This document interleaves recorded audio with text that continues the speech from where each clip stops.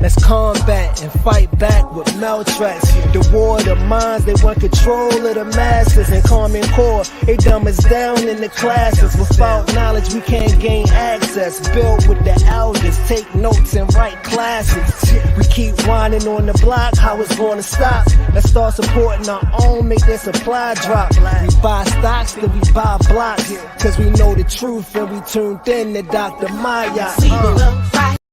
A BB Fahodie, a BB to me. Peace to all of my thinkers, truth speakers, and truth seekers. Welcome to another Truth to Power Talk with your sister, Dr. Maat. Thank you for joining another powerful discussion. And tonight I have with me another powerful guest, but she is no stranger to the community. Now, sister, you know, yesterday, when you and I talked, I said, I don't want to butcher your name. That people know Dr. Maat in this Baltimore lazy tongue. I typically butcher the name. So say it for the people, my sister, so I won't mispronounce your name. No problem. No problem. Thank you, everyone. My name is Ezili. Ezili Danto. Ezili. Beautiful name. And you broke it down to me. You said I was actually named in honor of. Could you share the story with the listening audience, dear sister? Absolutely. This is the name of the Divine Mother, the feminine principle, the warrior goddess. And that is the vibration that quickened the Haitians at a ceremony, a Vodun ceremony on August 14th, 1791.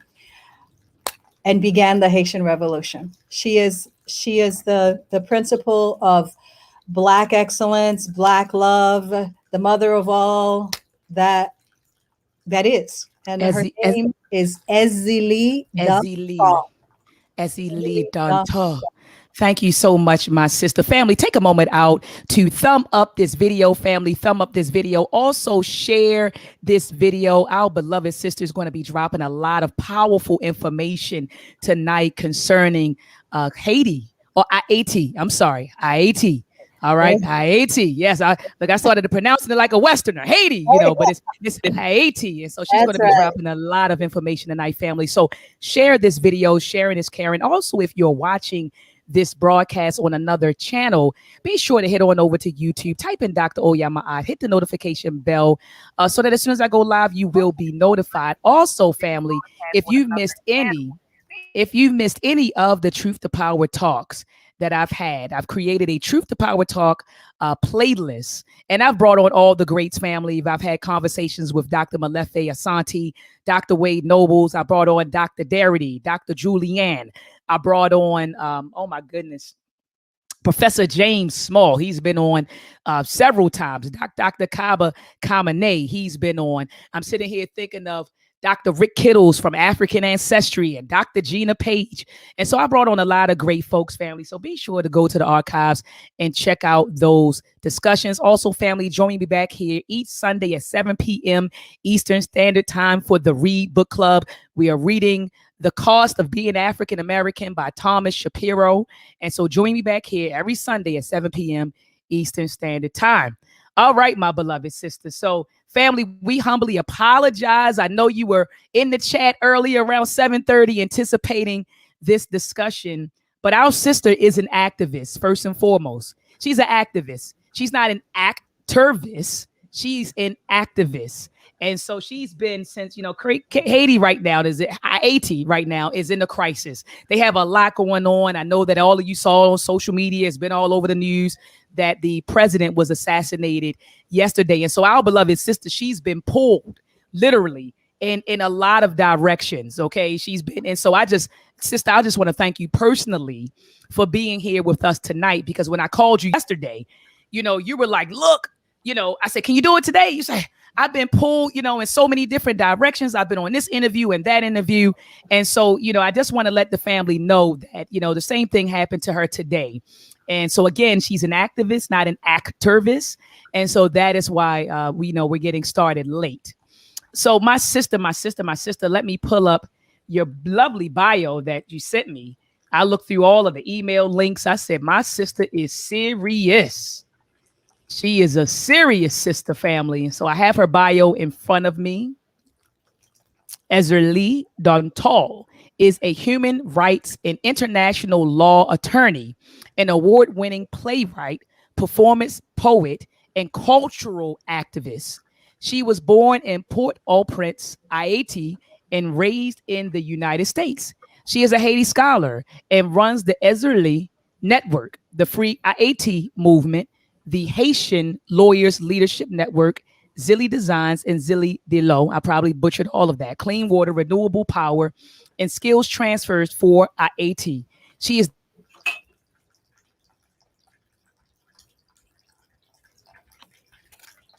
Are you there?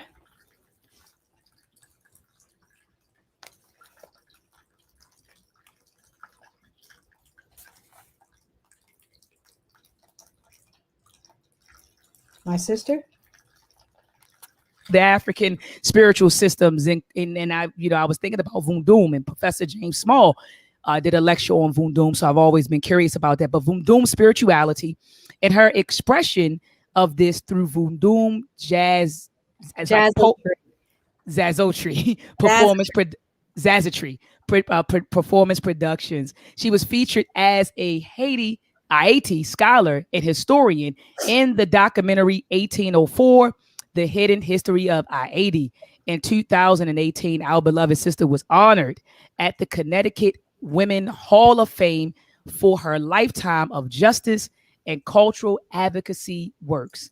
Again, my sister, I welcome you to the platform, family. I see you're in the building, Melanated Cafe. I see you're in the building. I saw you in the building earlier.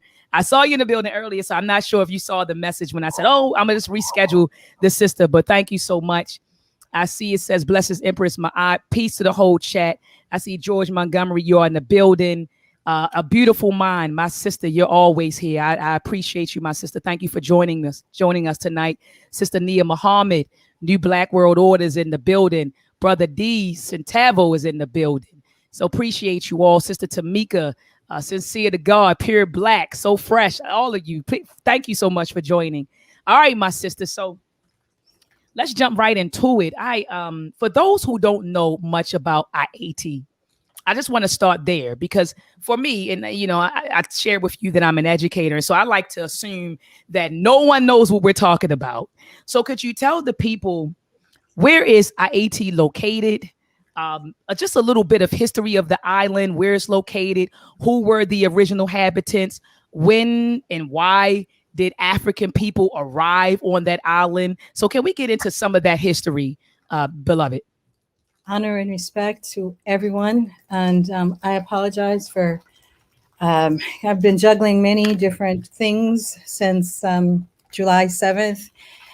At 1:15, when I was told that the Haiti's president was assassinated by professional hitmen from outside of Haiti, white people came in and assassinated him. So we've been doing a lot of things. I run the Free Haiti movement. I've been running it for 17 years now. So we're at a very important juncture. So thank you so very much for your patience, everyone. I'm going to ask for your patience some more because I have to juggle a few interviews as I do this too. So it's a time for us at the moment. Thank you, Dr. Maat, for your interview, for asking us to come in. I really do appreciate it. IET, the reason the name is IET, and as most of you probably know, pronunciations are very important. The European changed it to hate for a reason. He changed it to hate because the Mahafa started in the Western Hemisphere in IET. In 1503, the first boatload of Africans were brought to this landmass after Columbus the pedophile had began the Europeans' New World. And but before the Africans who would become Haitian, in the land of the Black Caracols, in the land of Black people, but they they give you the story and tell you the only people that were there were the Taínos, and the Taínos are the descendants of the Mongolians. That's what they say. That's what they say. That's what they say. But we all know that Black people are original to planet Earth, and we were in the Atlantis before the Mongolians came down, and before the Swedish came down, and then before Columbus came. So in this land came a group, you know, the whole story of Columbus, right? So the Nina, the Pinta, the Santa Maria, their ship, they got stranded and they landed in Haiti. At that time, Haiti was ruled by 5 different chiefs. They would fight Columbus when they realized, obviously, we as African people, we are so original to the planet that the idea that we can own things like land and gold and all of that stuff is more valuable than human life was something very alien to indigenous people on the planet. But this Mundele, this is the name of that the King Congo Africans, which are part of our descendants, they were fighting slavery in Africa before they were brought to the Americas. For people who can't say Haiti, I'm going to say Haiti so you know what it is, but understand so that you can correct people when they say Haiti, you can say Haiti. All right. But for those who need a little time to understand, Haiti is made up of the amalgamated African tribes of the people that were already there, like the Black Caracols and the Guaninis and others, and people from West Africa and all the way down to the Congo. On August 14, 1791, after 300 years of brutal white settler and European enslavement, the Africans held a Vodun ceremony. Vodun means lifting up sacred energies, and they lifted up the vibrations of the universe, which is the elements of fire, the elements of water, earth, air, and so on. So wait a minute, my dear sister. You said voodoo is about the elements. It's not this witchcraft that we've been taught. Is this witchcraft? I mean, what you just said was powerful, and I just want people to understand that. You know, you said it's about the natural elements. You said air, water. Family, I just want you. I hope that you're listening to this, sister. Please continue, beloved. Thank you. Yes. So it's about how you create, how you manifest. It's about it means to lift up sacred energies and the principles and the what they call règlement, which is the rituals are about helping those who come into the universe and get birth be connected to their DNA and the ancestors within them, and to remember. Remember means giving memberment to the ancestors. So I always say giving memberment. So Vodun is about remembering the ancestors and understanding who you are and understanding the values of the ancestors. And I'll go very quickly to answer some of your questions. So there was a fight, as you guys know, the Mandele. Mandele in the Kinkongo language means the stranger. So the colonists were called the stranger by the Congolese and the people of Queen Nzinga, who fought the Portuguese. And so in Haiti, Queen Nzinga has her own peristyle. Peristyles means her own temple. And she is the vibration of Esli Dantor. All warrior women are the vibrations of Esli Dantor. She is the warrior mother. With the opposite, the male is Ogu.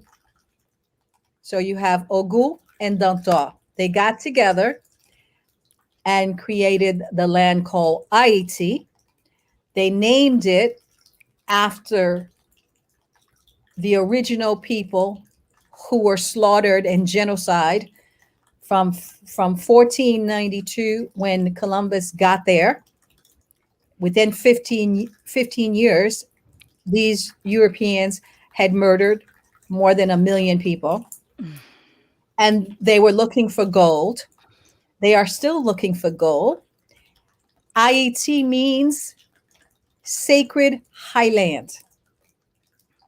When the Africans got to Haiti, they recognized it. They recognized the territory from their own stories. And so Haitian would fight, just like US blacks have been fighting, black folks have been fighting from day one since the enslavement started. But the difference between the other fights in Haiti is that we beat three of the most powerful world powers of their time Yes. to gain our independence. So 1492, Columbus got to Haiti. He slaughtered, raped, pedophile, did all kinds of things to the natives who welcomed him. Within those natives, there was a woman. She was a queen. Her brother, her husband actually was the chief, and then her brother was the chief of these territories. There were 5 different territories in Haiti. After they killed her brother, his name is Kaonabo, and then her husband, Bikio, Kaonabo is her husband, Bikio is her brother. She took up arms and fought the pedophiles, the bringers of doom, the Mundele. So Haiti is a land that's been fighting for freedom since 1492 to today, 2021. And the reason that they just murdered this puppet president is another scare tactic to essentially give a warning to the people that the European can come in and do whatever they want. I was born in Haiti. I was raised in the United States because the US brings dictatorship and chaos. And my parents brought me to the belly of the beast. The first time I went back to Haiti, I went back as the lawyer for the first democratically elected president in Haiti, Jean-Bertrand Aristide. The Bush first and Bush II took him down twice and deported him back to Africa. And I've been out here fighting ever since. So I hope I answer the questions. The first group of blacks who were brought in as enslaved people came to Haiti after the genocide of the, I'm going to say Tainos, but you guys know that there were black folks in the Americas before Columbus. But in 1791, the Africans got together. They kept their spirituality, and they called on their own DNA. They quickened themselves, and they fought against the French, the Spanish, and the English. And they beat the greatest European general in the stories of the white man. So Haiti beat Napoleon. And because Haiti beat Napoleon, the United States became a superpower. Why is that? Because the 13 colonies were surrounded by, in New Orleans and the so-called New Orleans territory, the Louisiana territory, was owned by Napoleon, the French. Right? You guys know some basic history. Teach, sister. I mean, one of our esteemed elders is in the building, Baba Olatunji Mwambu. He said this is extremely informative. Dr. Maata, Bibi Fahode, and Bibi Fahode to you, Baba. So that's one of the elders saying, teach, sister. Please keep on. So keep on. So here you have 300 years of enslavement. And when I say enslavement, I'm talking about barbarism. They used to bury us alive and let ants eat our heads by just leaving the heads there. Their sports used to be to use their bayonets to cut out a baby out of the stomach of a Black woman and see which one died first. That was their sport. And they were breeding us like we were mares. So when on August 14, 1791, the Africans decided liberty or death, their call, this is the template I teach as the head of the Free Haiti movement, that the template to beat white supremacy. And I hope you guys, I never know when I'm going to have another chance because I've had 6 assassination attempts. I keep some of the bullet casings here to show myself. Okay. So you never know. So let me tell you what the proven formula for beating white supremacy is. It's in the Kinkongo language. I say it almost every time I go on an interview, especially with my beloved people. It's A Mabamba, Kanga Mundele, Kanga Bafioti, Kanga Najoki, Kanga Yo. It means this was the call at Bwakayima. We are going to kill the colonists. We are going to kill his Black collaborators and all his evil forces. That's just 3 things you need to remember.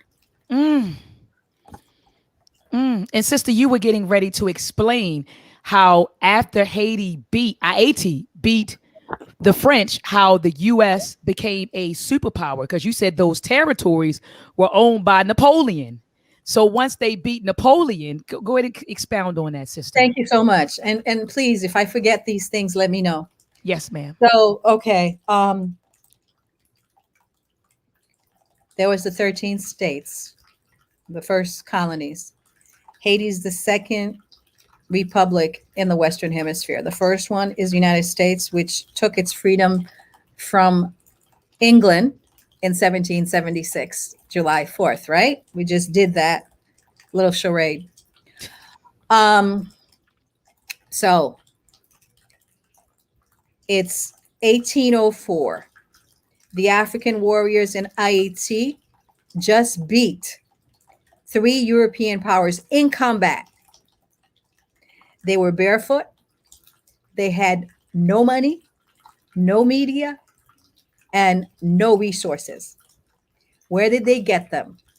They took them from the people that brought them. So every time we took a fort, the cannons were ours, and they were reshaped to be used. Just remember, this is the only revolution that ever worked, everybody. And I'm only here for a few minutes. So I'm telling you the template.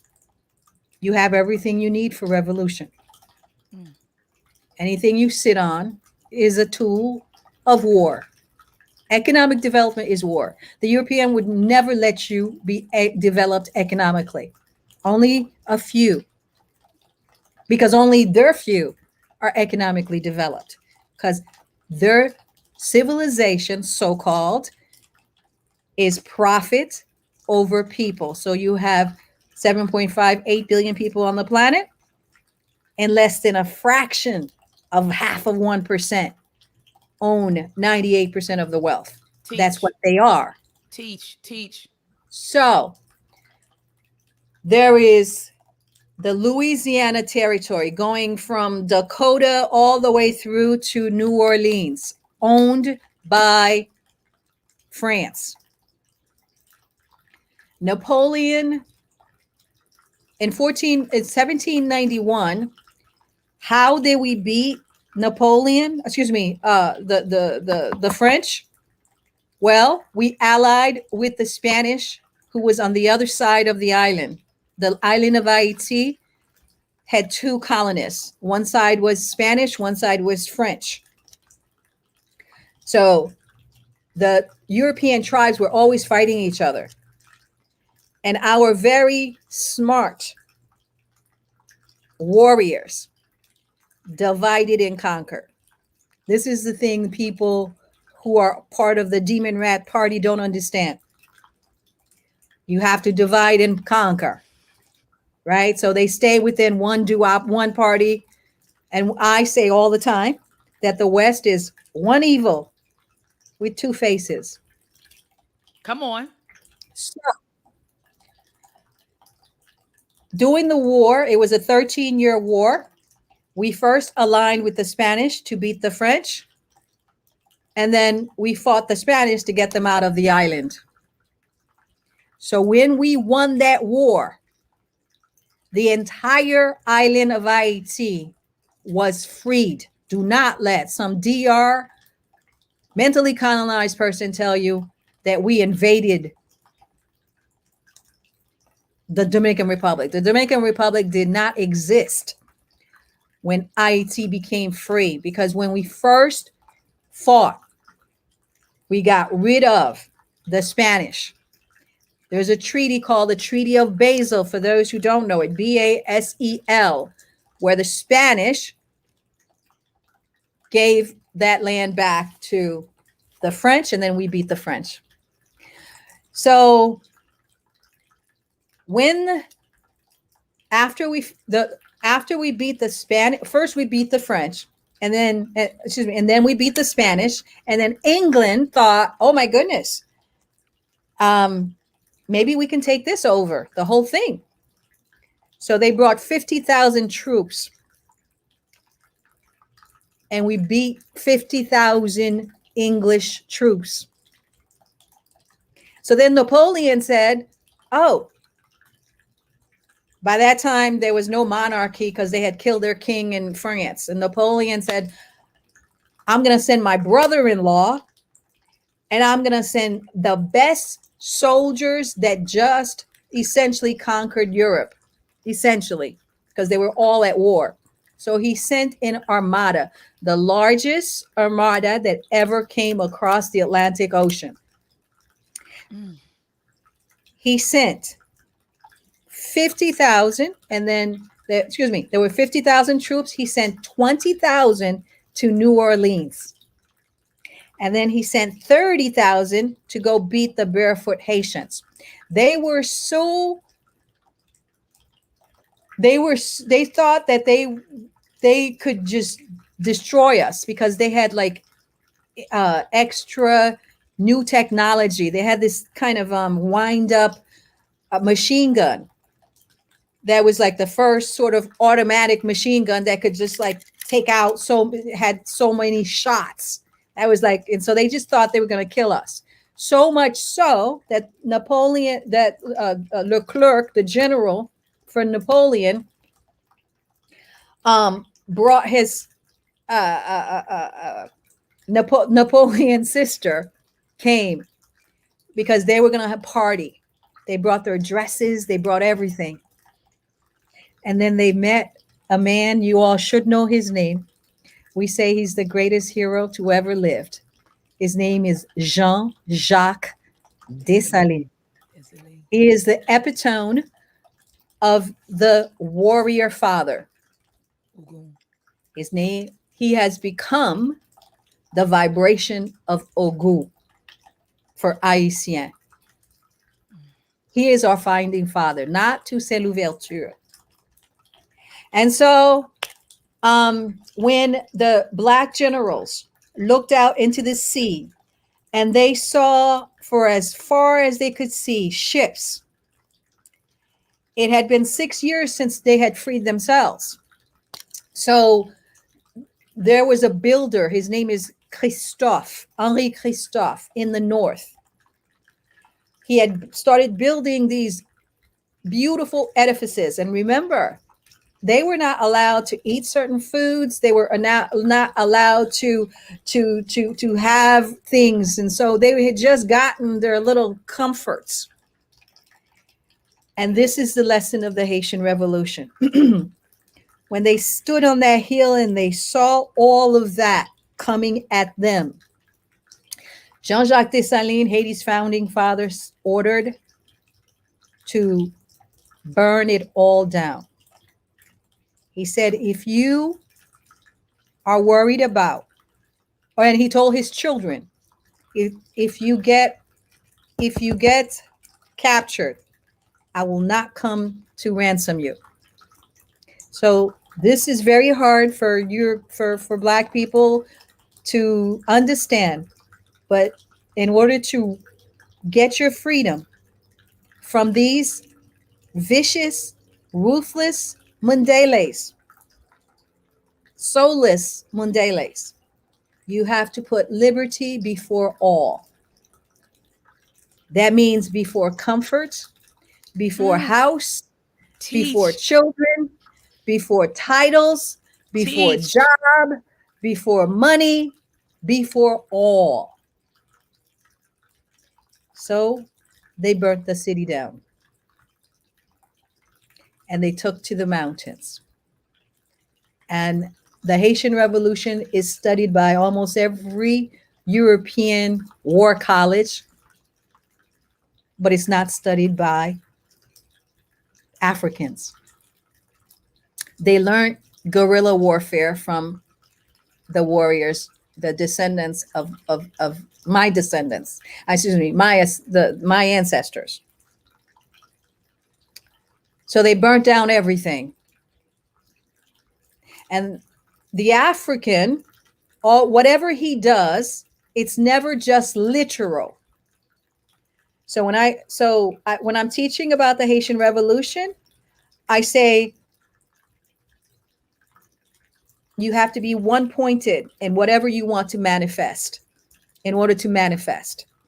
So that means you must go inside and be one-pointed. You know, that all-seeing eye right there. Yes, teach. One-pointed.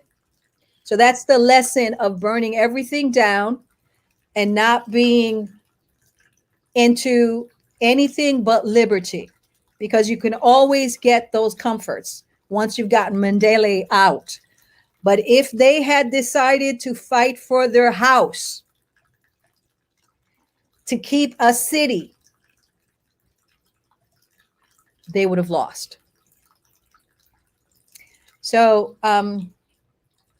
that's how they won that war.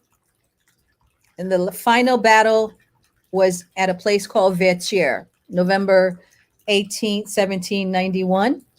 The African warriors kicked Napoleon's butt all over the Caribbean. At a certain point during that war, Napoleon had intended to use the troops that he left in New Orleans to fight the 13 states and take them over. But when the Africans beat his first 30 troops, he took the other 20 and sent them to Haiti as reinforcement. And we beat them at Vertières. So what was left on November 18th? The most sadistic general they had, his name was Rochambeau. And Rochambeau, they always used the mulatto sons of France, right? The products of rape or products of the black woman and a white master who wanted to make property. And they would take the child who had promise, and it would send them to France to be educated and come back and become slave catchers and overseers. That was the role of the mulattoes or the half caste. But they called them the free blacks, right? And there were within that free blacks a few dark-skinned Africans. There were two generals in that armada. Their name is Pétion and Boyer. They were born in Haiti of a white man and a black woman, part of the diaspora. This is a template because the diaspora in Haiti right now are the ones that are always bringing the white man back. So on that ship, there was a general named Alexander Pétion and a general named Boyer. They came to re-enslave the African for their fathers. Dessalines, at some point, when he was winning, he would make a pact with the mulatto sons of France. This is very important. Rochambeau, the sadistic last general remaining that the Africans were fighting at Vertières, he did something that the mulattoes are always very ashamed to say when they love their fathers. He had a ball. This is in the middle of the war. He had a ball, and then all their wives came to the ball to welcome this general, and he gave the wives a gift, and inside the gift, Heads. Say it, sister. No, go ahead. I'm over here locked in. Go ahead, sister. They gave him the heads. Inside was the heads of their husbands. So when Pétion and Boyer saw that, and they were the generals fighting, they were the mulatto generals fighting for France, they were like, oh my God. And that helped them unify with the black warriors. But they would always, in Haitian history, they would always betray us. And that's a lesson you all have to know. Ashe. And so, when we won that war, I have a next time, maybe, we'll do this again, and I'll show you the picture of Rochambeau kneeling at Dessalines' feet. Before that, they had taken the general who his name is Toussaint Louverture. He sort of was very Rada. Rada is, there are two big energies in Vodun. One is Rada, one is Petwo. Rada is the more accommodationist energy. Sort of like, I'm going to convince these people that I'm human with my talent, with my achievements for them. So Toussaint Louverture said to Napoleon, I am the king of the blacks, you are the king of the whites. I'll use Haiti as a colony for you. It'll be a black ruled black ruled French colony. Oh my goodness. All right. I'm going to have to hold on one moment, people. I'm going to try to see if I can get out of this interview. One moment. Yes, sir. Family, right now, take a moment out to share this show. My sister is dropping a lot of powerful, powerful information. As I stated at the beginning of this interview, she isn't an activist. She is an actual. I muted you, sister. We don't hear you. You're all muted out. But she's definitely an activist. And right now, family, she's getting a lot of calls to come on different interviews. As many of you may or may not know, the president of Haiti was assassinated yesterday. So she's been literally pulled into a lot of different interviews. People on the ground, they're reaching out to her. I called her yesterday. She was pulled in so many different directions. And then I called her today. She was pulled in a lot of different directions. And that's why instead of starting at 8 o'clock, we started at 8:40. And so she was supposed to be off of this interview by now and on to the next interview. But she literally has a lot of people on the ground. And we do appreciate her being with us tonight. My sister? Yes, I'm still here. I'm just trying to see if I can cancel this interview, but what if I can't? I'm going to do the same. I will continue with you and your audience. As I do this, this is supposed to be only 5 minutes. So I'm going to try to juggle. I can understand. What I'm doing here is this news group is out of Jamaica, and they only want to know about why the president was assassinated. Let's do it. Link them into the interview. Let's do it. I'm going to try. Yes. Okay, so how do I do this? Okay, so whew, is this a telephone interview? I'm trying to figure it out right this minute. Okay. Yeah. Yes. Too many people is calling. Yes. I'm going to try to. How do I link them to your interview? So my question is, first, is this a telephone interview? No. They gave me a Zoom link, but I have two.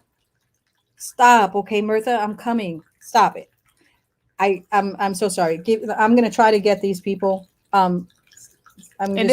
This is what I'll do. I will put in our private chat the link to our interview and tell them to click on this link and join our interview, so we can kill two birds with one stone, my sister. Okay, so I just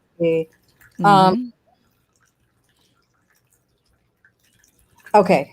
You know what? I'm gonna do theirs on the phone right now. I'll just launch. What's the best way to do theirs? What were you asking? So what I just suggested is that you go to the private chat right here on StreamYard on your. I don't know if you're doing this on your computer, but go to our private chat, and the link that I just posted in our private chat, just send them that link and have them click on this link. They can join us this way. Okay, let me see if I can get to them. All right. So what did I just do? Peace to your Truth Ministries. So everyone, just remember where I left off. We were talking about why the Louisiana Territory was sold off by Napoleon. He had lost all his troops. So because he had lost all his troops, Jefferson, who was trying to just buy Louisiana from France, was surprised when the emissary for Napoleon said, "Hey, you want the whole entire territory? And we'll sell it to you for $15 million." Wow. So for $15 million, the United States got, in whole or in part, 15 new states and doubled its size. So that's why you said the United States became a world power because of that Louisiana purchase. That's right. Wow. Right. And you said they got it for the amount of $15 million. $15 million, and the United States got 15 new states in whole or in part. And what does that mean? And so then you had all of this fighting between the Europeans. So it allowed America to become a big power. When Haiti defeated the French. See, sister, that is the history that they don't teach. And I you know what I tell folks, I don't expect them to teach it, right? This is the history that we should be teaching and that we should be passing down from generation to generation. That's right. And what's very ironic is at a certain point, the the French kept trying to come back to re-enslave Haiti, right? Because they never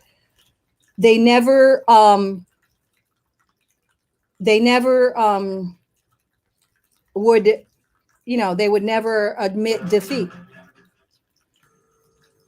And so that's what happened. Give me a second. I'm just yeah. Okay. The host has asked you to start the video. Okay, start. Okay, so I see what's happening now. So you'll be talking to the audience in Jamaica, explaining what happened to the president, and then you'll be giving us that too. Okay, I'm with it, sister. Okay, can you hear me, brother? I can. Very good. I'm doing a few things at the same time. Thank you. Hello? So this is like a dual interview, family. I appreciate your patience. I do appreciate your patience, because typically, sis, on Truth to Power Talk, it's but I see what's happening with you. You're pulled in a bunch of directions. Are the brothers on that side ready for to get into the discussion? Yeah, let me just see. Hello?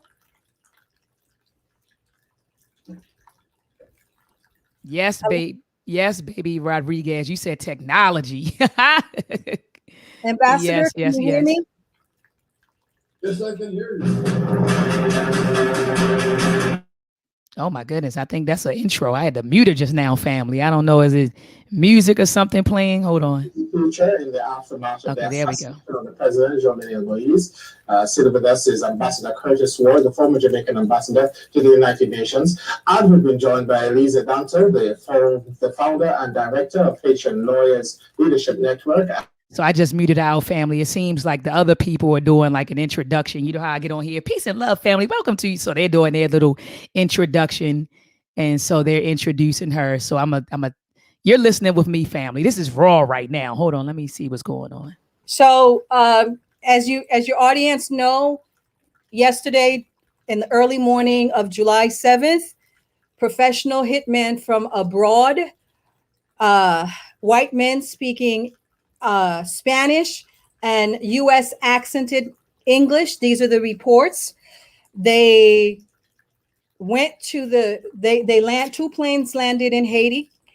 They went to the house in the middle of the night. The reports are they got there at 1 o'clock, and they said that there's videos. All of you can go to my Instagram. You can actually see the video of a caravan of mercenaries. You can see in the video, you can count five vans, heavily armed military professional mercenaries. When they got to the house of the president, the outside guards were all Haitians, and normally the inside guards are private military contractors. Suspiciously, the normal private contractors were not there on the inside, but the Haitians that were on the outside, when the hitmen got there, they said, "This is a DEA operation." And they said, "Don't shoot, drop your guns. This is the DEA." And the reason that's significant is because Jovenel Moïse, before he was elected, was indicted for drug money laundering. And there are a lot of Haitians involved in drugs that are part of his government. And so so it's plausible that the guards could have thought that was a DEA, because the United States has a lot of secret indictments, and they use those secret indictments as leverage against the Haitian people by bringing in these criminals who will do what the United States want. What is the situation right now? The situation right now is very chaotic today, because there is this narrative going that the Haitian police cornered the professional hitmen yesterday, shot 7 of them, took in custody 6 of them. That this is their narrative right now. I want to tell you that a lot of Haitians don't believe that narrative whatsoever, because there was American mercenaries that came to Haiti back in 2018, and it was the U.S. Embassy who made sure they got out of jail and were never faced with any sorts of repercussions.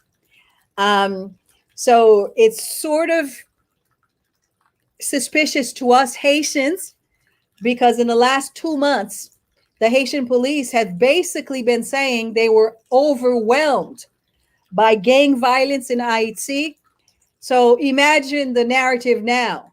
A police who couldn't do anything about ill-armed, starving street criminals can now take on professional hitmen with drones, grenades, and all of that. So we have some questions, but this is what's going on right now. And in terms of who's the leader, now that the president was, I mean, he was killed very brutally, tons and tons of shots. And in that process, they wounded his wife, and she was flown. She was reported at certain times yesterday as not alive, but she is alive, and she was flown to Miami. And the last I heard is she's in critical condition. Also, I heard today that his 2 of his children were in the house as well. There were, I am told, there was one child in the house, but she hid. That but no guards were hurt. Not one Haitian police was shot. And it seems to me that only the wife probably was trying to help her husband. Yeah. So the New York Times was reporting today that there were between 40 and 50 people involved in this, Ambassador, and that many Colombian passports were shown on a table at a press conference today in Haiti. What does this mean? I mean, will the Haitian people accept any outside help to help, to sort out the situation in the country at the moment, Ambassador?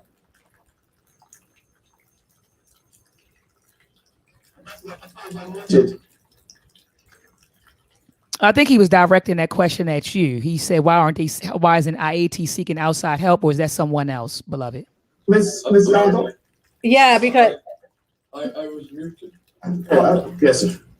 Okay, so that's someone else speaking.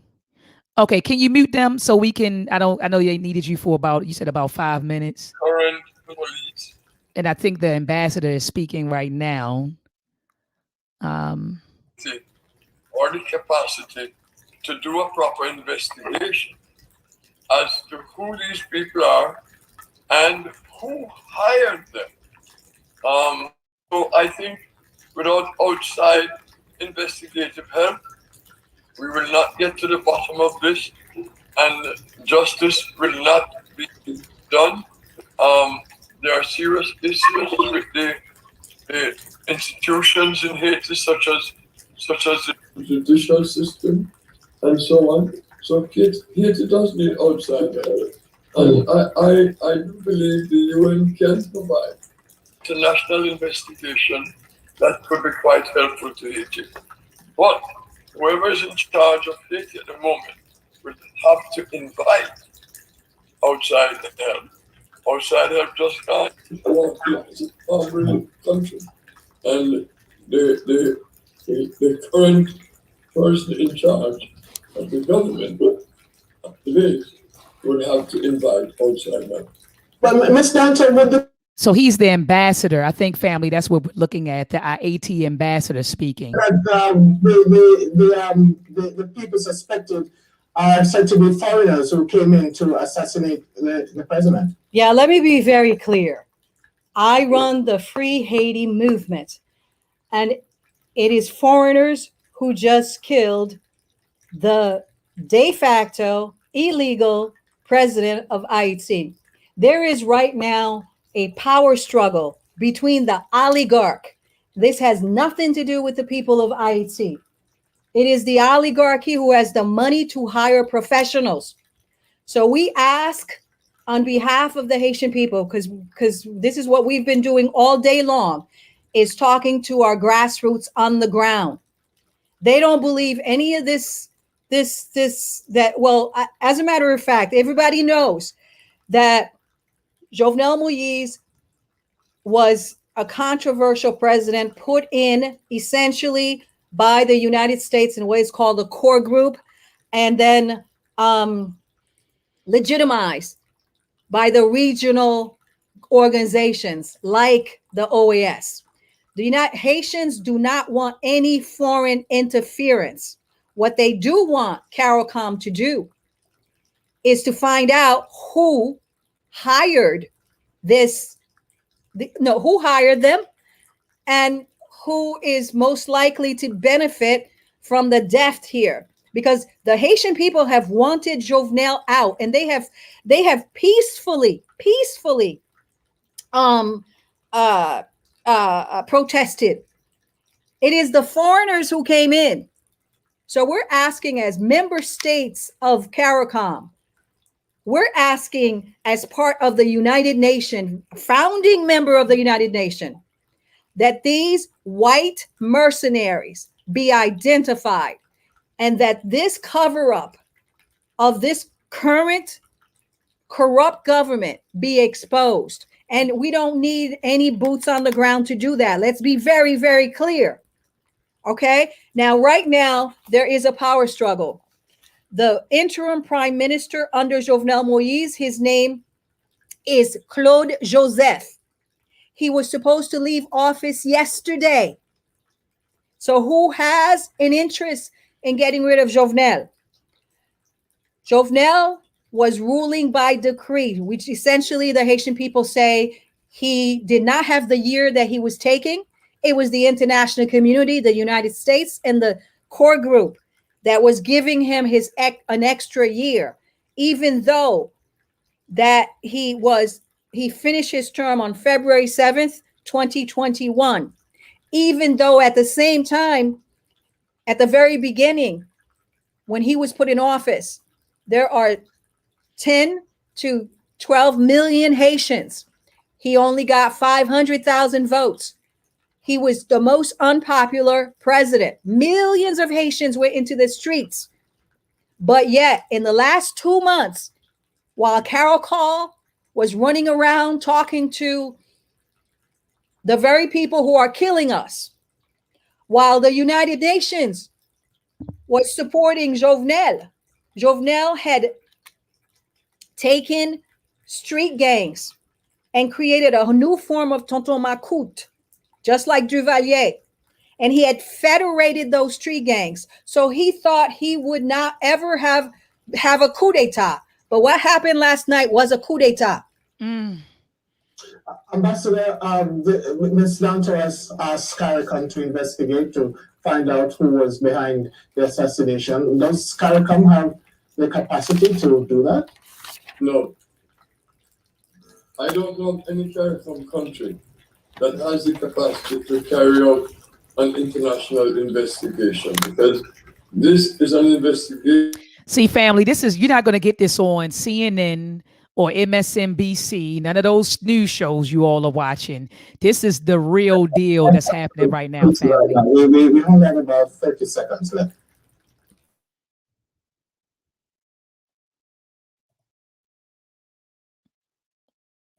Oh, she just muted us. Sis, you had to unmute us. You muted us.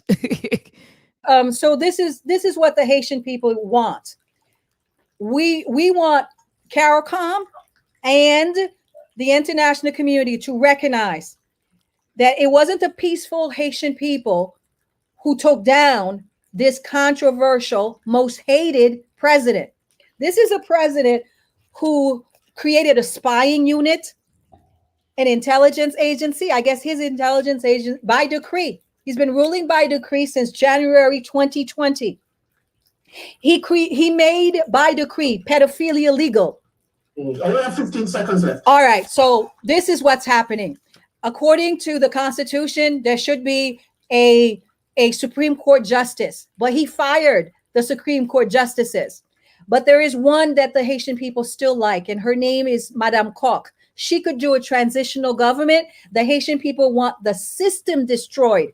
They do not want the oligarchs that are running this to continue to have fake election. Biden just came out and said that even though there's been this thing that there should be legislative elections in September and Yes. and elections for president. And Ms. so Ambassador, election I'm is so sorry. okay. We're completely out of time. Thank you very much for joining us. You're welcome. Thank We'll you. come back with our lifestyle and entertainment.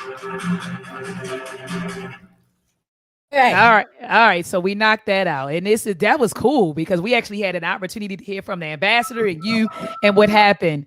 And so sister, I just muted you out because I think if you could cut off their little intro or their outro, but if you could like exit out of their, there, so we won't hear their stuff. But I really want you to finish elaborating on what type of president was assassinated yesterday, because you was getting ready to drop some powerful information. You talked about how he had a spying unit. He was legalizing pedophilia. And so you talked about you were getting ready to kind of get into that. And then they said, oh, sister, you only had 15 seconds. You only had 15 seconds. And then the interview was cut. And so I'm going to unmute you now, my sister. I don't know if you could expound on what you were getting ready to talk about.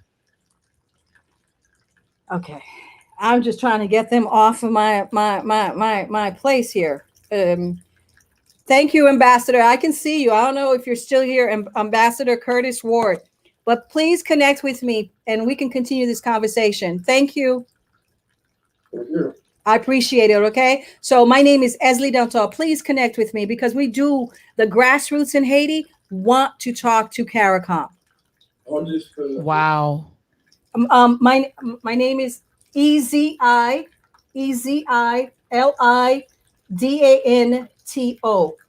Esley Dantal, and I run the Free Haiti movement.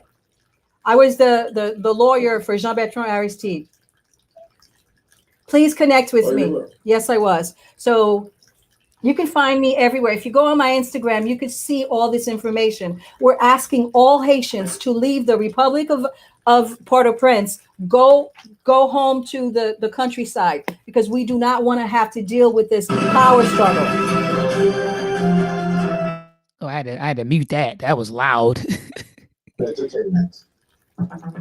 I'm trying. I am trying so hard to quit these people. I don't know why I can't quit them. You have to hit leave. I think on Zoom it's like something that says leave, or just hit an X.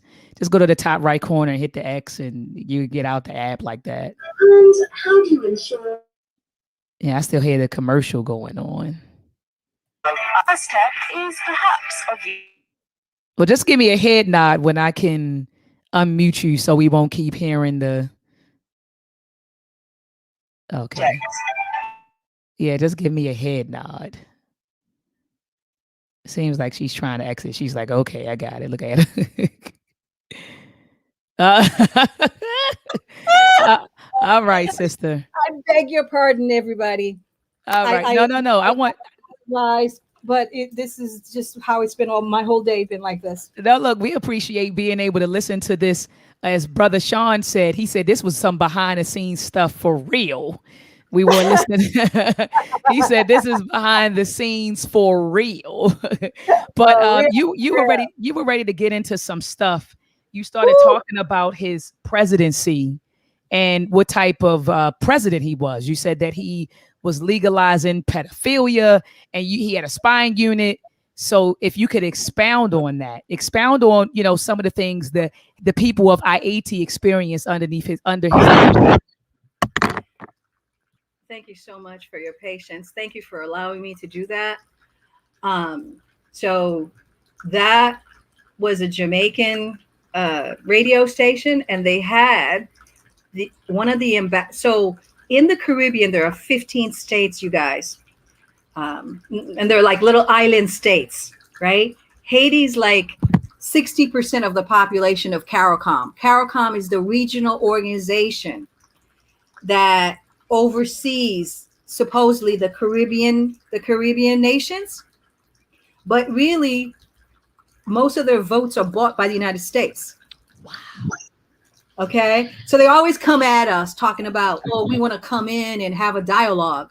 I'm like, and they always like, we don't want Haitian violence. I wanted to make the point that it wasn't Haitians that killed this guy. Come on. White mercenaries. I wanted to make the point that we have the billionaires of the Caribbean, but you will never hear about it in mainstream media because they give you the colonial narrative. I do the non-colonial narrative, people. Okay? And the United States use immigration. You guys know this. They do it in America. To put a wedge within the local population. So they have these Middle Eastern oligarchs, billionaires. They're the ones that do coup d'etats. They're the ones that have the money to buy the guns that's given to the gangs to kill the people, to stop the protests against this de facto president who wasn't elected by Haitians, but was put on by something called a core group of internationals. They call themselves the Friends of Haiti. So, Jovenel Moïse came to us through a guy named Michel Mateli, and he came through us as a gift of Obamba. I call Obama Obamba. You better teach. You better teach, sister. I know where you're going with it. Okay, so remember I was telling you guys that just to like connect it back to where we were, the Louisiana territory, we sold it. Make sure I come back to these points, sister. Okay. Yes. So 15 new states, and all of a sudden the 13 American colonies was doubled by 15 new because of what the Africans did in Haiti. Teach. All right. But the European is the most violent predator on the planet. And what he did was he can never forgive my people for beating his butt all over the Caribbean and putting a final period to the word supremacy, because we beat biological supremacy, his greatest armies, France, England, and Spain. And so what did he do?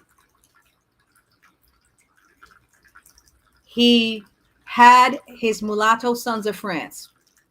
When Dayz won and beat the French, he had a pact with the black generals who had come to enslave us, Pétion and Boyer.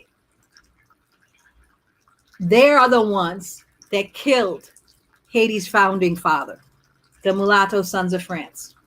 Within 2 years, they stabbed him in the back and killed him and chopped him up, just like, the story of, ISIS and so on, chopped him up so that he wouldn't rise again, because there was this reputation of Ogu, right? The vibration of the ancestors. But so the first two presidents of Haiti's beginning were those mulatto sons of France, and they hated the black masses, and they agreed to pay reparation to the slave owners that we just beat. So if you're wondering why they call Haiti poor, it's because they essentially created financial colonialism in Haiti. Every method of destruction of black liberty, they created in Haiti first. So how did they do this? Remember, Haiti is like smaller than Rhode Island. The French negotiated with their mulattoes for Haiti to pay a reparation to those who had lost my grands as property. So while Jefferson paid 15 million for this territory that didn't even belong to the French, okay? There were indigenous people there, you all know, okay? They made Haiti pay 10 times that amount as reparation to the French who lost us as property. So for 122 years, we literally had to go back to sharecropping because that's what they wanted. Every harvest went to France for 122 years. And they kept putting interest in that money. And in 1915, when the United States had gotten enough power in the world to delusionally call himself Manifest Destiny and Monroe Doctrine, they wanted to get the European out of the Caribbean. So they had wars, and they came to Haiti in 1915, doing the their first World War, their first European World War in modern time.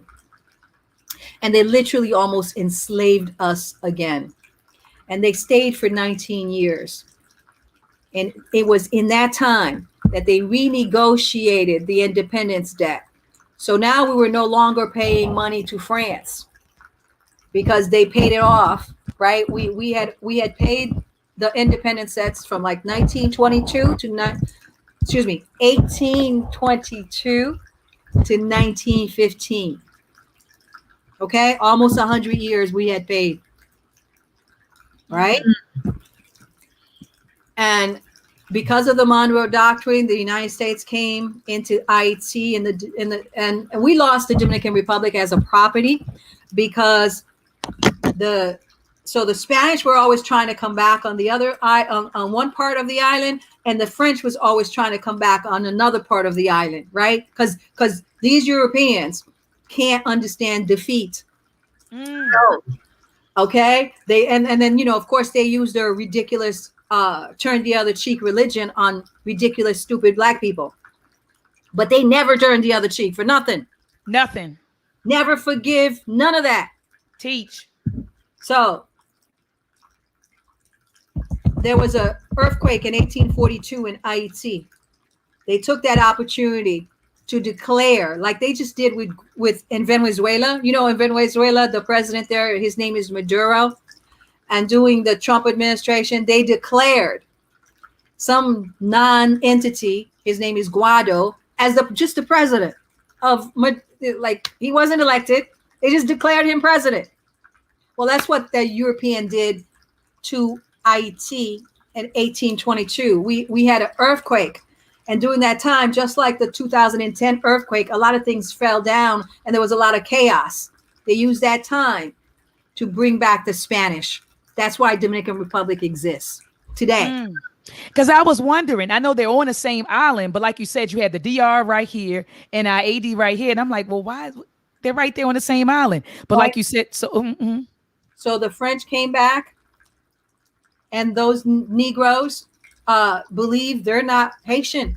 They don't believe they're black. They say they're the descent. If they're a little dark, they'll say I'm a descendant of the Indians who were here first. Self-hate. Okay, and they use their border to contain the black liberation. After our independence, we didn't just win our independence for ourselves. Dessalines, our founding father, was a great philosopher, intellectual, warrior philosopher. He said, of course, we sent the black generals to free Latin America. So Haiti freed 5 Latin American countries. We freed Venezuela. We freed Colombia. Freed all those, Ecuador. That means we stopped slavery there. So imagine, why would we not free the other island that was the other part that was right there? So because of that, we were a big threat, and we're still a big threat to them. And I'll tell you why. That's why they have to have their colonial narrative. Haiti's strategic position is a linchpin. If you guys want to look at the map right now, you'll see that we are between Cuba and Venezuela. Okay, so let's say this Haiti is in the middle right here. Beneath us is Venezuela. Next to us, right here, is Cuba. The United States in 2004, which is our bicentennial. Remember, I told you we won our independence and became a nation in Yes. January 1st, 1804. Well, they said that they had to control Haiti because we were growing too much in population. They said by 2019, if they didn't intervene in 2014, there would be 20 million Haitians. And that, they said, was a bomb waiting to happen. Mm. So for the last 17 years, we've been occupied, not directly, because they learned from their first mistake, the first occupation in 1915.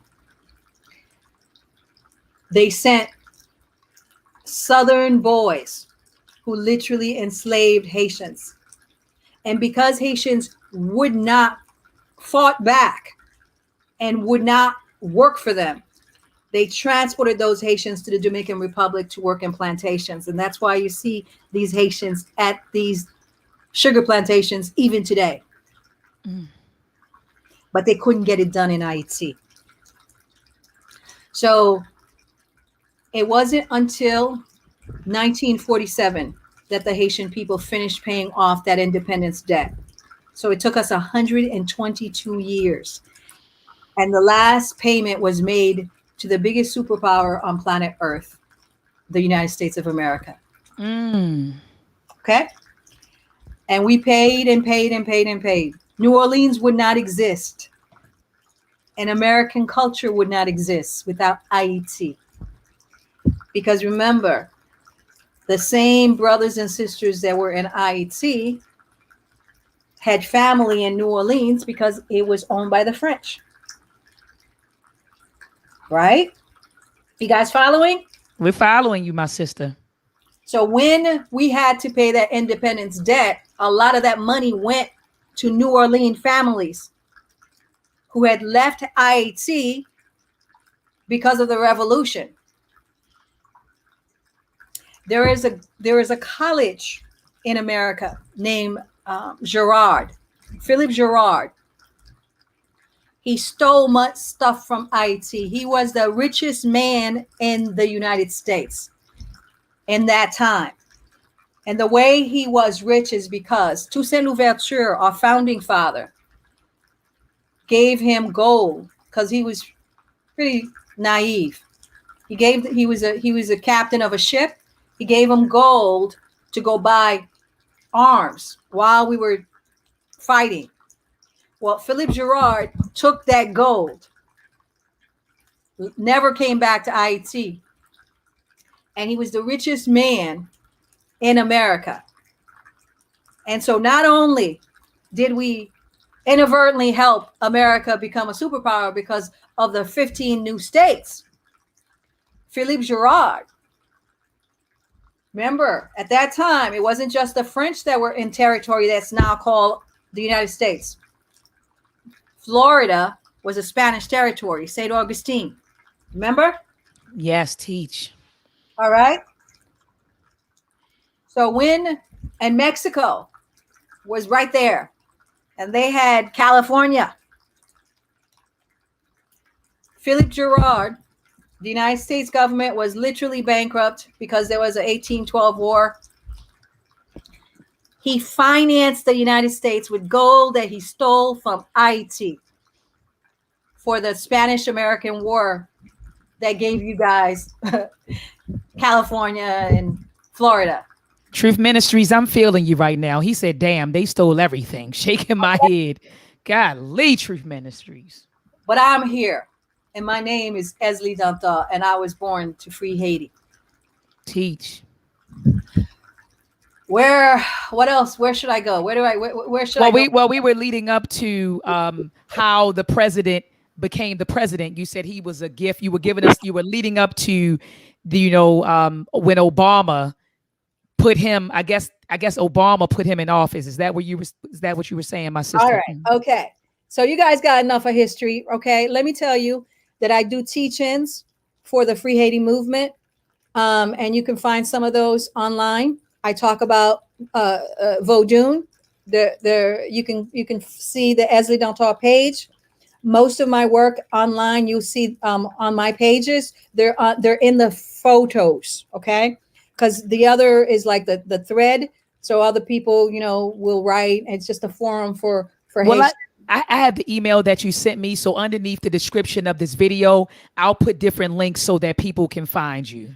Okay, very good. So that's good. But please continue with, you were going through the history to get to the point where Obama put this president or this puppet in office. That's where we were heading. Yes. So we got our independence 1804. 200 years later, the European came back. And they did it because they didn't want Haiti to celebrate its bicentennial. Because in 2004, we had a duly elected president, not a puppet president like this guy they just murdered. Okay. And I represented that president. And that was the first time I went back to Haiti.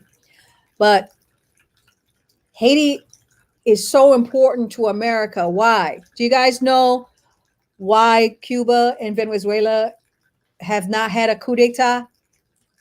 Anybody can tell me? I don't know. I'll just say for the record that I don't know. I'm looking in the chat. All right. I'm looking in the chat. Go ahead. They're supported by Russia. Oh. Okay. Mm-hmm. So Russia is in the waters of Cuba and Russia is in the waters of Venezuela. And right here is Haiti. If Haiti falls, the balance of power for the European falls. Everybody, if you have a question with that, put it in the chat and I'll answer it. Do you understand what I just said? The reason they demean us and make as if we're nothing is because of how important we are. Imagine the first people to destroy the concept of white supremacy and beat their greatest armies. And then we have a culture and we have our own spirituality. It has nothing to do with the Jesuits and the Catholics. It's about our ancestors. But they want to tell you that we're nothing. But let me tell you what they did in 2004. The United States built its largest embassy in the Western Hemisphere in tiny Haiti. It is the fourth largest U.S. embassy in the world. You will not get this from the mainstream media. When I say the fourth largest embassy in the world in tiny Haiti, who do you think the other three is? There are people that nations that the United States has humongous interest in, right? So we used to be the fifth because they had a big green space in Afghanistan. So China, Germany, Afghanistan, and Haiti. They've got over 1,000 hitmen or whatever you call them, diplomats in that space. And you mean to tell me that last night, July 7th, I'm sorry, I've been up for so long, it's last night to me, but it might be a day, July 7th, that the United States, who I know when I was in IT, they used to follow everything I did. Okay. They had something called whisper mics. So whatever you were talking about, right? They had these mics that picks up their word, your conversation. That was back in 1994. Imagine what they have now. They got satellites over IT. You're going to tell me 2 planes are going to come down with mercenaries and the U.S. didn't know nothing about it? Oh, they knew.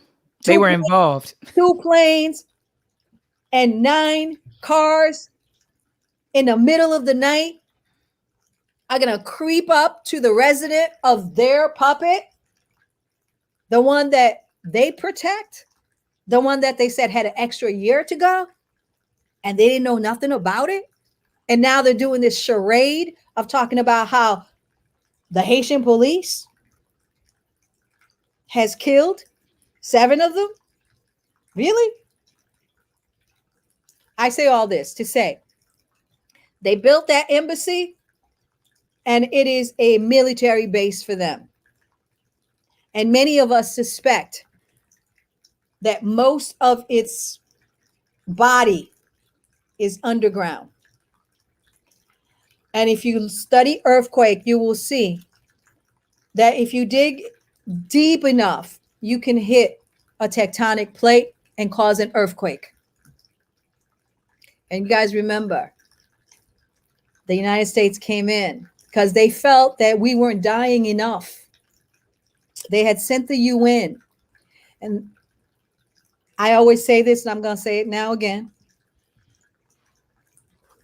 because we know that our words are never, ever returned to void when we're connected to our own spirit, and the UN will fall. My name is Esli Danton, and I say so. It will go the way of the League of Nations. You know why? Because the UN is an instrument of colonial power. The World War II powers, you guys know who they are? 5 of them. They were the 5 allies who fought against Germany and Hitler and Italy's Mussolini, right? Remember these 5 powers, right? They are the new Columbuses, right? France, Spain, England, the United States, Russia, and China. They have veto power over all the nations in the world. You want me to say that again? Then they want to tell me, the descendant of the inventors of human rights, but we are the inventors of human rights in this so-called new world. Now, I'm just only talking about when Mandela got here. Obviously, we are people who've been on this planet. We are multiverse cosmic people, but just in their ridiculous time span. New world. IT invented you. Why do I say we invented human rights? Because in America, they said we were 2/5 human. And America was made of enslavers. IT was created with people who freed themselves. So we're the very exact opposite of what they are. Polar opposites. Yep. We put liberty into application. They put liberty into a paper, but meant only propertied white men.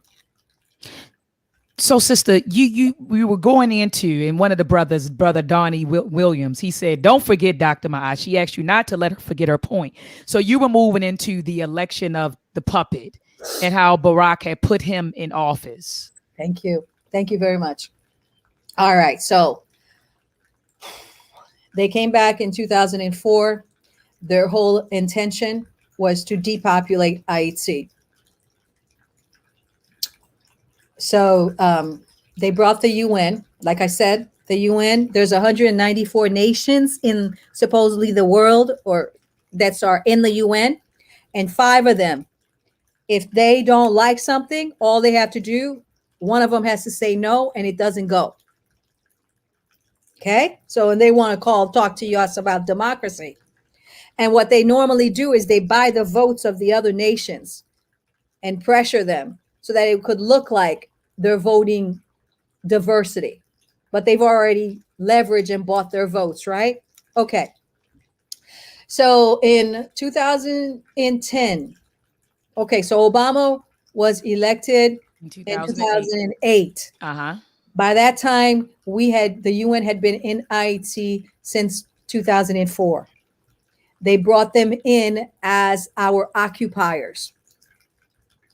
They took out the democratically elected president, deported him to the Central Republic of Africa, and they started to kill Haitians like we were insects. People who had dreads, just being African, because the United States, obviously, you all know, is an anti-African culture. Come US on, teach. culture is anti-African. So they had dreads. They put them in a box and threw them into the sea and drowned them. 2004. The UN raped so many Haitian children that in a year ago, 2 years ago, when the UN finally left Haiti, and this is because we worked really, really hard and we worked alone. They had left behind more than 10,000 minister, we call them, UN babies. They created brothels and they exercise their preference, which is sodomizing young boys. This is what the Catholic Church is about. This is what the Eurasian mindset is about. Teach, that's a fact. So a lot of my work in the last 10 to 17 years has been taking charity workers to trial for sodomizing Haitian boys. I was one of the first lawyers who used an American tourist statute because every time I would get a white person in jail in Haiti, he would give $1,000, $10,000 to the guards or to the people and be out. So the first case that we ever won, I'm a New York and a Connecticut lawyer. I was in Connecticut, and it was a tourist statute. The guy, you guys can look him up. His name is Douglas Perlitz. And the statute is the U.S. has this statute that said you can't go overseas to have sex with a minor. And we used that and put him in jail for almost 20 years. Okay. So that was, and if you look up my website, myname.com, and you put weaponized charity, you could see the transcript when I addressed the court to ask them at the sentencing to give him the maximum amount of time, because this guy had for 10 years been sodomizing these orphan boys and street boys. And in exchange for giving them blankets and a little bit of food and that ridiculous Jesuit education that is useless to Africans, he expected them to provide sexual acts. And they do this all over the global South, whether it's the Philippines, everywhere. But when they came to Haiti, and a lot of our own people would allow it to happen, even people who call themselves activists. And so I've had to fight Black collaborators, the Middle Eastern oligarchs, who are the overseers, and the colonists. They hate my name. They call me that woman. So in 2008, the Manchurian candidate with a CIA mother, Obama, became president. His political rival in the Demon Rat Party was the Clintons. Oh, hold up. What did you call them, sis? I just want to make sure they're not, you call them the demon rats, not the Democrats, the demon what, sis? I'm sorry. Political rival in the Mhm. demon rat party was the Teach. white liberals, who actually Malcolm X said they think they run the Black Revolution. When I got to Haiti, it was white liberals who you would always see at CNN talking about Haiti. These types of interviews, it took me years before they would call Ezeli Dantot, because they would normally call a white person. And it would be those white liberals that you all know who they are. But in Haiti, when these white liberals came in, they were like, I've come to give you charity. I've come to do, what they were doing is the reservation dance, because when you make a human being dependent, you take away their agency. That's right. That's right. Teach. Okay? You all know it. That's why they give you those EBT cards and all that other crap. Because you are born to be self-sufficient. And you can manifest. So, Obama wanted to get his political rivals out of his face. So the first thing that happened was Mrs. Clinton was his Secretary of State. Mr. Clinton became the UN envoy to Haiti. And the two of them came in and fleeced us and left behind their LGBTQ agenda. The guy who's president right now and the political party that runs Haiti right now, you all want to know what they call themselves? What do they call themselves, Queen? The Men in Pink. Baba Olatunji, we're going to be on here tomorrow talking about the LBG, the African Senate response to the LBGTQIA. You hear this, Baba? I know Baba hears it. The Men in Pink. The Men in Pink. All right? They're the ones who are running Haiti right now. Remember, this is Ogu's land. And they're running around calling themselves the Men in Pink. Okay? And what else have they done? What have they left us? Okay. So the Clintons, obviously you all know the violence these people have done to Black people. Yeah, and you know what's sad, sister?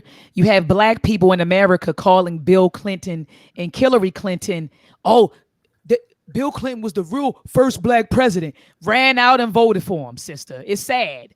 Black people over here in America, a lot of Black folks, they love, well, I don't got to tell you because you're here. They love Bill. They love the Clintons. So much so that when Hillary was running against Trump, they ran out there. They voted for her again. Even despite all of the madness that the Clintons, all of the hell that the Clintons brought to Black America, Black folks still went out and voted for him. And Barack Obama's another one.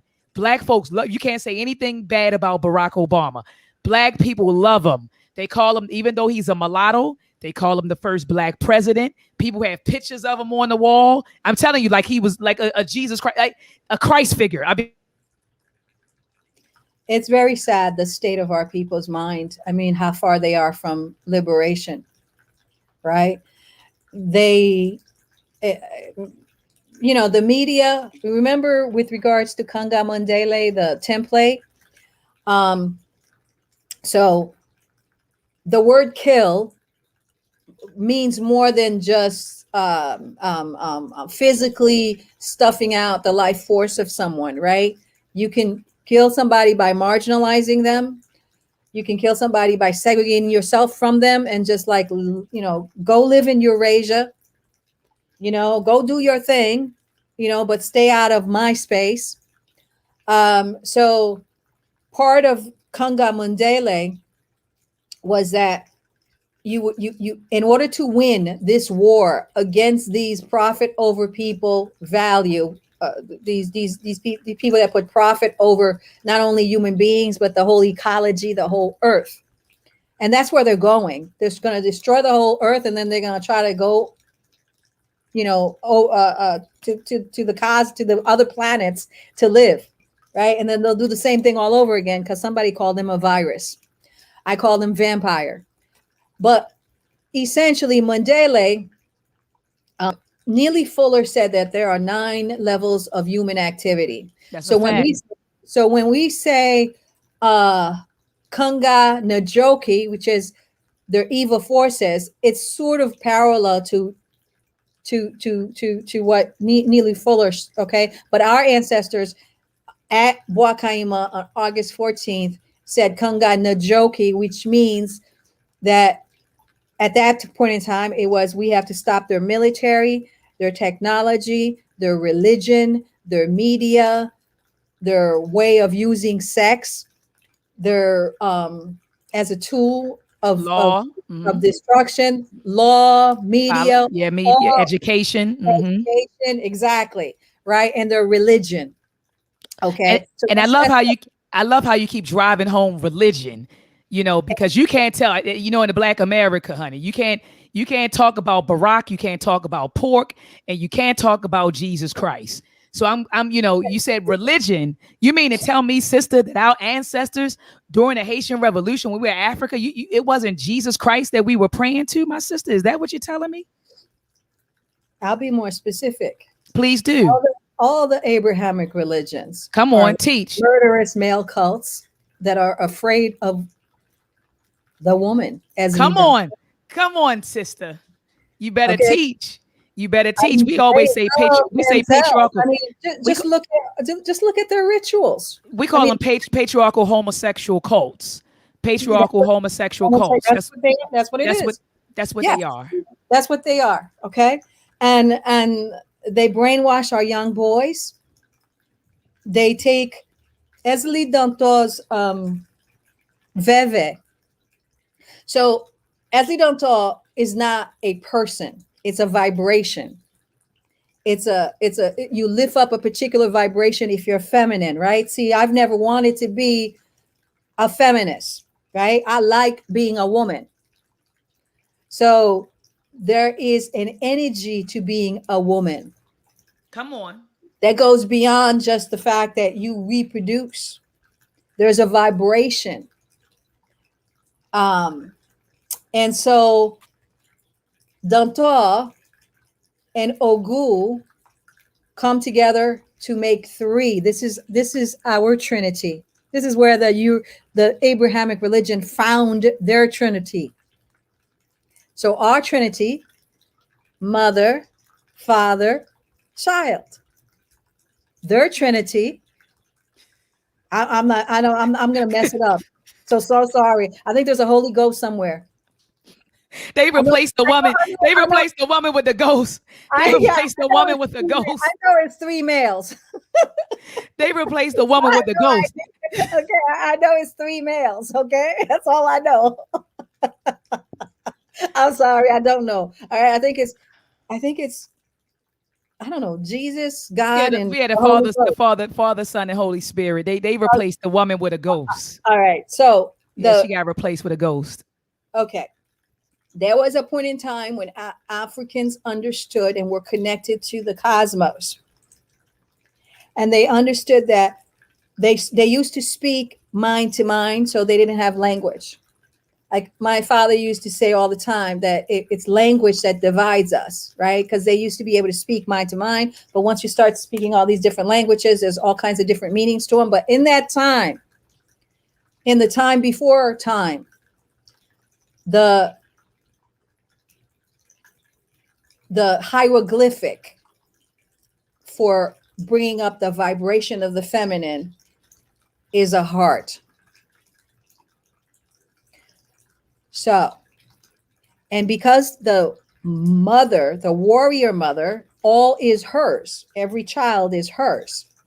So in order for her to discipline, there is a, I wish, I'm gonna, anyways, you guys can just, if you put my name down, you'll see a heart with a dagger in it. That is the sign of Esli Danto. Essentially what that means is that because she's love, when she has to discipline, she pulls the heart out of her heart to discipline, but she's bleeding because it hurts her to hurt her own. But she does it. We are not enablers. So that's the veve for doctor. I'm not exactly sure why I went there, but I was talking about Obama. And I said that Obama in 2010, he was the president who presided over the apocalyptic earthquake that happened on January 12th, 2010. You said it was Obama that did. I just want to make sure I heard you. I said it was Obama. Obama, okay. Right? And the reason I say Obama is because the man was so repugnant. I'm a lawyer. He's supposed to be a constitutional lawyer. But the stuff that he did went unscrutinized. You guys want to know a few of them? He signed into act a law that said he can hold you indefinitely without ever revealing where you're being held or without even a trial. That was Obama. If Trump had done that, the whole world would have jumped up and down. So in this act, all they have to do is say you are a terrorist.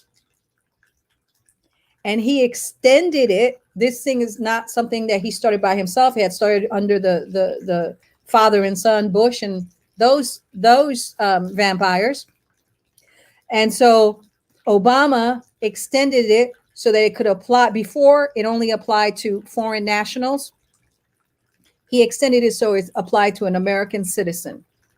So under Obama, for the first time in American history, if they declare me enemy of the state, they can put me in jail without a lawyer, without a telephone call, indefinitely. And this guy is a constitutional lawyer. Under Obama, they deported more people than any other president that ever lived in America, ever. And they were talking about Trump. I just laughed. Under Obama, he had a kill list. Just look it up.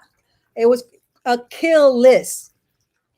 So if he said this person should be killed, he didn't have to prove anything. And that person was killed. Obama had a kill list. I won't tell you all the other crap, like Obama, gave a bailout to the banks and left Main Street. He gave then killed more Gaddafi and and Hillary Clinton left slave markets in Libya. Okay, but this is what they did to Haiti. When they came to Haiti, the suspicious earthquake killed 33 in 33 seconds. It killed 310,000 people. It made homeless 2 million people. And guess what they said? Yesterday, when the president, this de facto president, who became a dictator because he was running the country by decree. He had dissolved the parliament, the legislature. He was running by decree. And the people of Haiti have been saying he needs to go since he was in there, right? These are homosexual. He's married. But the guy before him. The guy before the president that was murdered yesterday. Yes. Okay, the guy before him. Sweet Mickey. Sweet Mickey. Sweet Mickey. Okay. And Sweet Mickey put him in power. And Sweet Mickey, the law in Haiti, because the United States had kept dictatorship in Haiti for like 30 years, from 1957 to 1986. They had Duvalier, father and son. And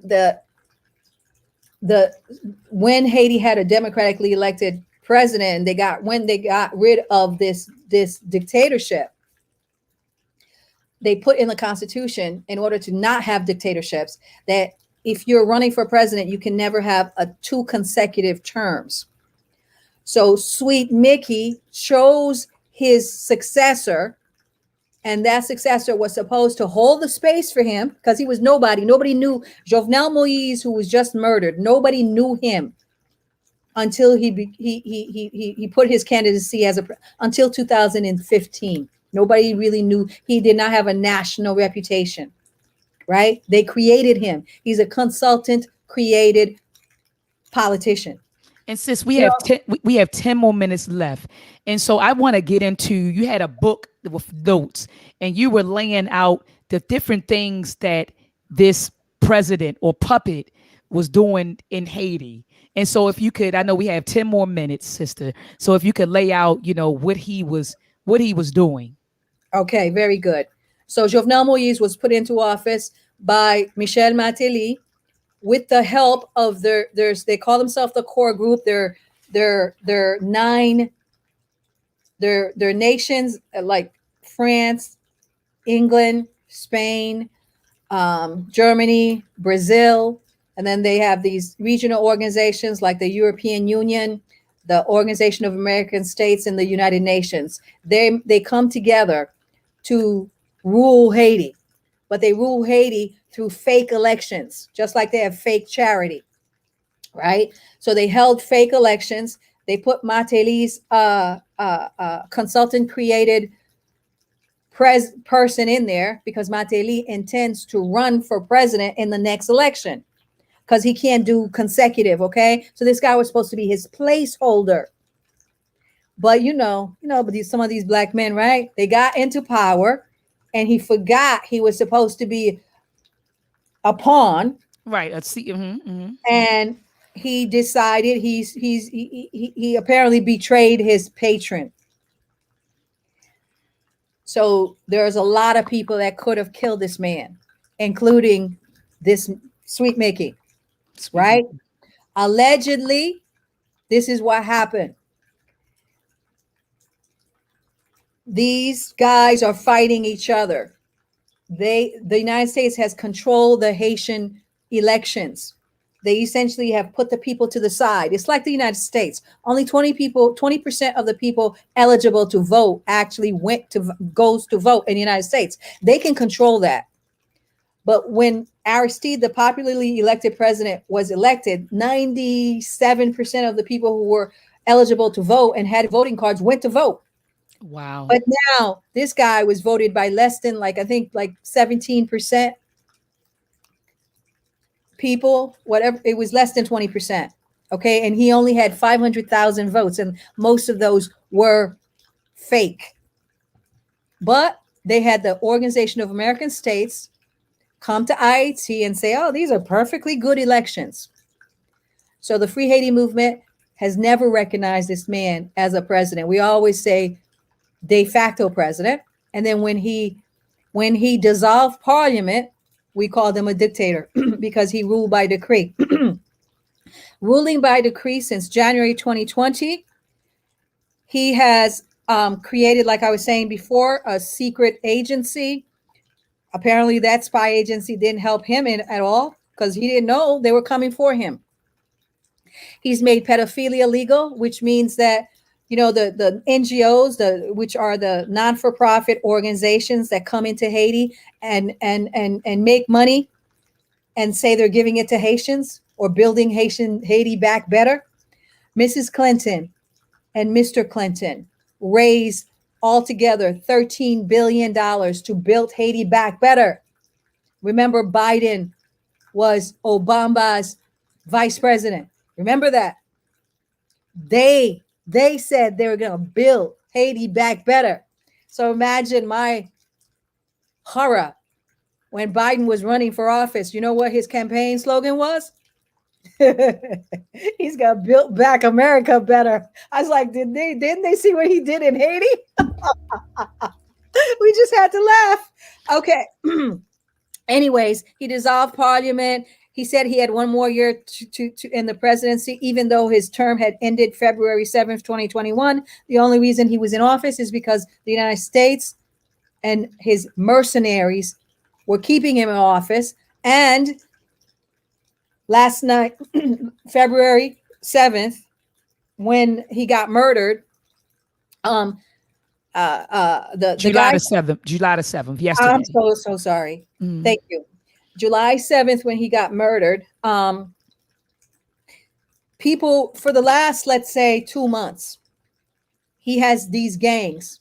Now, who is running Haiti? Who are the oligarchs? The oligarchs are Middle Eastern. They're from Syria, Lebanon, and Israel. Sweet Mickey gave Israel a contract to be the security for Haiti's borders, land, air, and sea. Land, air, and sea. All weapons that are in Haiti comes from Israel. They're the Galil. I don't know half their names, okay? But those weapons that you see the Haitian gangbangers have, they come from Mossad. They come from CIA, and CIA gives it to these people. So in the last month, 18,000 Haitians have been forced out of their homes by these gangs. But really, a lot of it are, sometimes it's white men who put on Haitian police uniform and cover everything and go do their jobs because they want the shorelines in Haiti. Why? Because Haiti has more oil than Venezuela. The reason why they want Venezuela has the most oil in the Western Hemisphere in the world, right? They're rich. The United States has destroyed the oil capacity. That's why the gas here was so low, because they wanted to destroy Venezuela. Okay. They want to destroy Cuba. They've had an embargo on Cuba since Castro, right? 1963, Bay of Pigs. And then here comes Haiti trying to get rid of neocolonialism. Neocolonialism is when you have a black face ruling on behalf of empire. That was Toussaint Louverture's template. So not only did this guy, so today, who's going to run Haiti? The Constitution. So he not only did he want a 1 more year, but really what he wanted means the core group, the Western powers wanted. He just worked for them. But a lot of times what happens is that, they have so much power, they believe that they really are president. And somebody gave him a lesson on July 7th. So let me ask you a question, and my dear sister, and we have about 2.5 minutes left. Do you feel like, I know that when John F. Kennedy was murdered and Malcolm X made a statement, he said it was chickens coming home to roost, right? Do you think that with the president, it would be fair to make that same statement that these were chickens coming home to roost, given everything that you told me about him being a dictator, passing pedophilia, all of the different things that he did? Do you think this was chickens coming home to roost?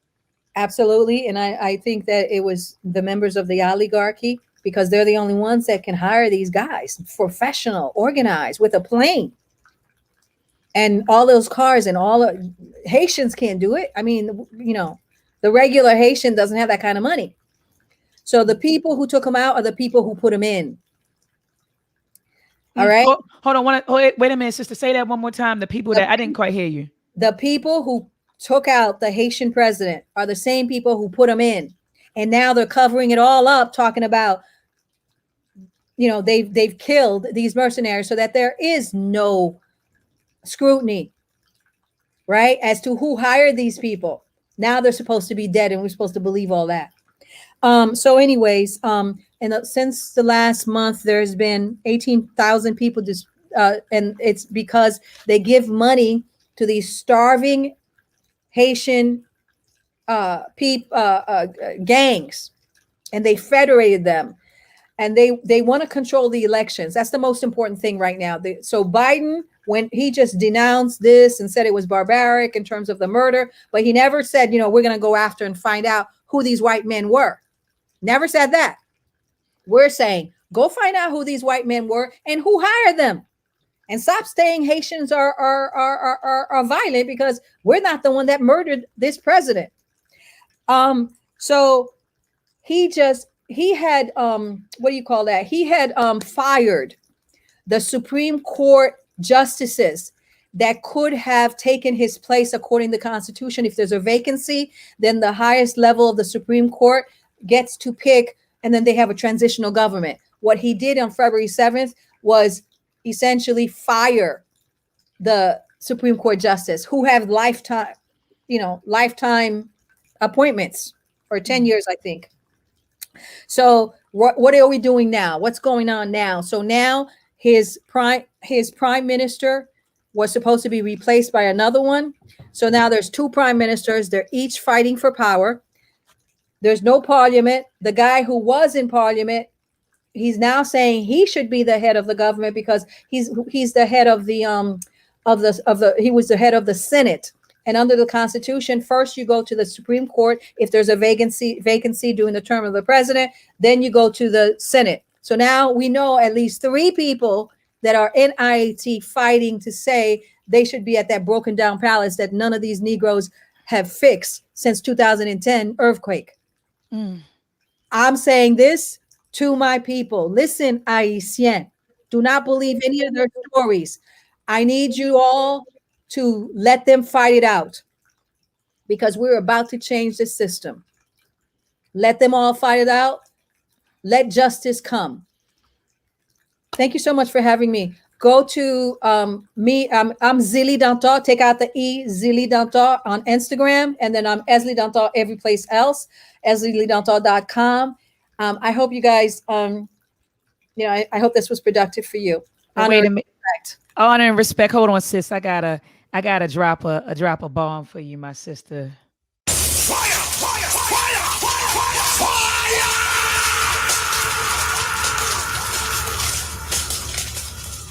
Oh my goodness.